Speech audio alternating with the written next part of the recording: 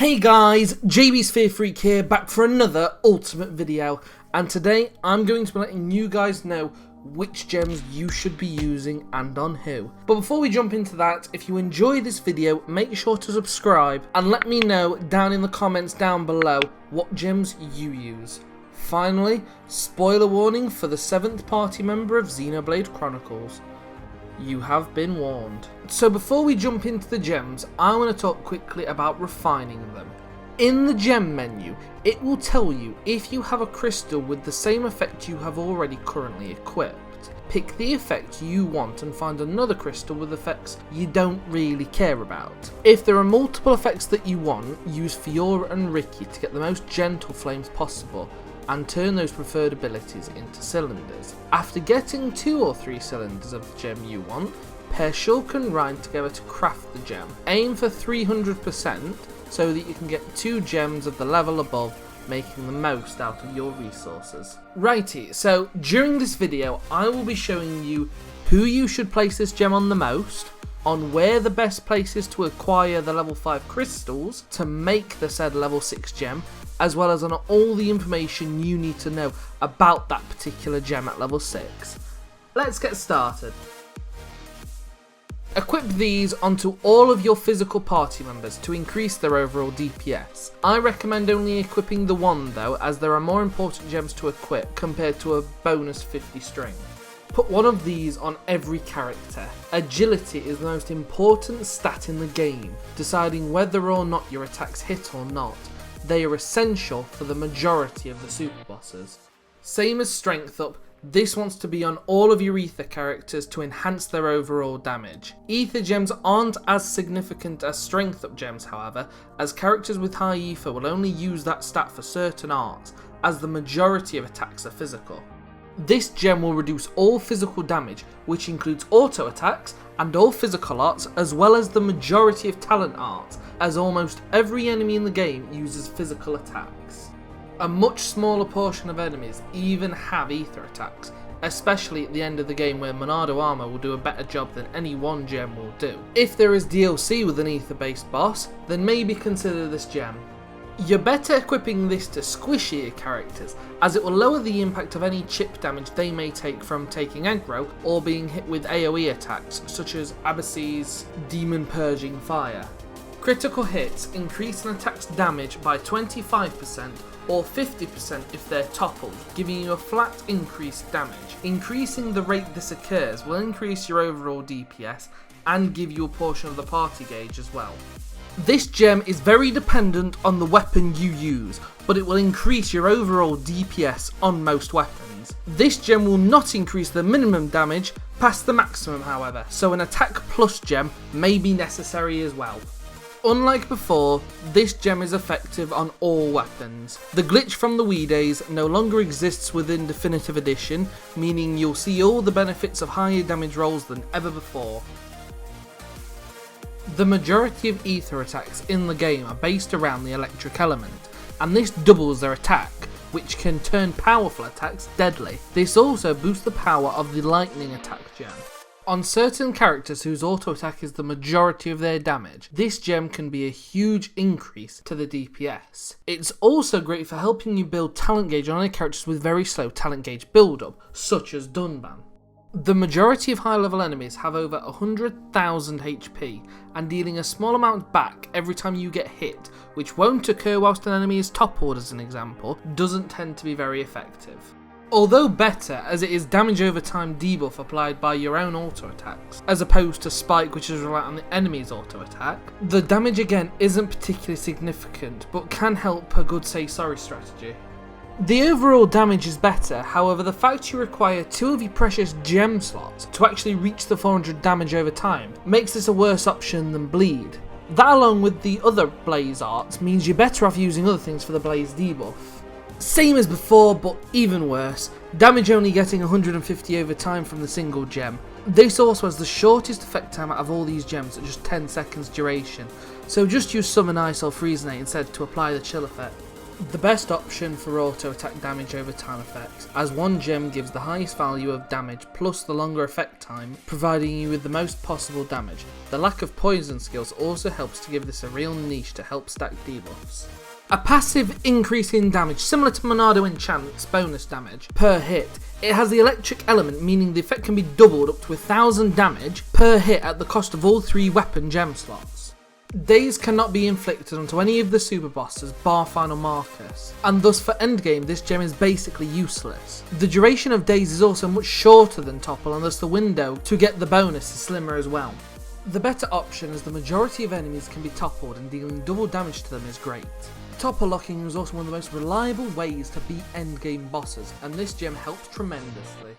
Bleed has the lowest passive effect of damage at just 20% of the original hit. That said, Bleed Arts also have the highest damage of any of the damage over time effects, but the overall value isn't great when increasing 20% to 40% excluding Monado Eater. Blazer's damage is 40% of the original hit, which increases the damage over time to 80%. This is a nice increase in power when considered both Blaze Arts in the game are area of effect, meaning multiple enemies can get this bonus damage. Chill's damage is 60% of the original hit and 120% with this gem equipped. Even so, it's the lowest value of damage over time with only 10 seconds duration and should only even be considered on Melia with her glistening ice skill. Poison's bonus damage is 100% of the original hit, making it the most effective for a plus gem. With the gem, this will deal double the initial damage 15 times over the 30 seconds duration, racking up huge damage. Again, most enemies use physical attacks the majority of the time, and being able to reduce their stats by 25% over and over again can turn your whole party rather tanky. Agility is the most important stat in the game, and being able to lower the enemy's agility can help your other party members with lower agility to reliably hit your enemies with their attacks. Fiora's quick auto attacks makes applying these debuffs a cinch, as at the rate she auto attacks, multiple stacks of the debuff will be applied, basically reducing that stat permanently against them. Slow reduces movement speed, auto attack speed, and slows down the AI from using arts. The movement speed is for the most part useless, but the other two can be helpful in specific conditions.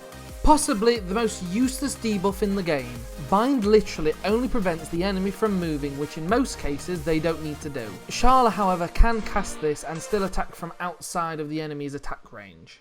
Considering your max possible HP is 9,999, recovering 200 HP isn't too bad from auto attacks. Only downside is it isn't guaranteed, so other healing options tend to be better and more effective.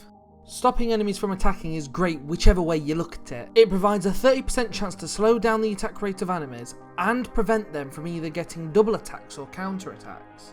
There is already a plethora of arts which inflict break, which is why you probably want to equip something else. If without a break art though, this can be an effective substitute in certain situations. Being able to lower the enemy's physical defense means the majority of your arts will deal extra damage. All auto attacks are also physical, so for the most part, it's just a straight damage buff. Ether attacks are some of the most powerful in the game, so even with the lack of them, lowering the enemy's protection against them will still prove quite effective, especially against ether-based enemies. Considering you can only get this bonus once per fight, and there's the chance that one of your AI companions can steal the bonus or you perform an auto attack by getting too close, it's not really recommended. Actually, a very nice bonus in most characters who won't be taking the aggro, great when combined with bonus skills like backslash or Ricky's bullseye skill with other bonuses from behind. So before we jump into the defense category, I just want to mention that I will not be showing the following gems, as they are all made completely obsolete by the next gem on the list. Enjoy. One gem that does it all. You heard it right here, folks. Equip one of these bad boys and debuffs will be a thing of the past. T's and C's apply. Does not protect against Topple, Daze, and Blowdown debuffs. Most high level enemies do not possess anything which can inflict Daze upon you. However, there are a couple of exceptions, such as Firework Geldesia with her Daze counter spike for Fiora's 5th skill tree. On the other hand, Topple is much more common with super bosses, having a way to inflict it. Sharla can cure the whole party from Topple though if she stays standing with a well-timed cure round, so keep that in mind. Blowdown can be annoying to deal with, as there are a few ways to stop it, and you can't just cure it with Sharla's abilities. A gem will help, or alternatively look to link Dunban's solid foundation skill. Bleed is typically inflicted by physical arts but shouldn't really deal all that much damage in the first place, especially against physical tanks such as Ryan and Ricky who have enough HP to brush off the excess damage.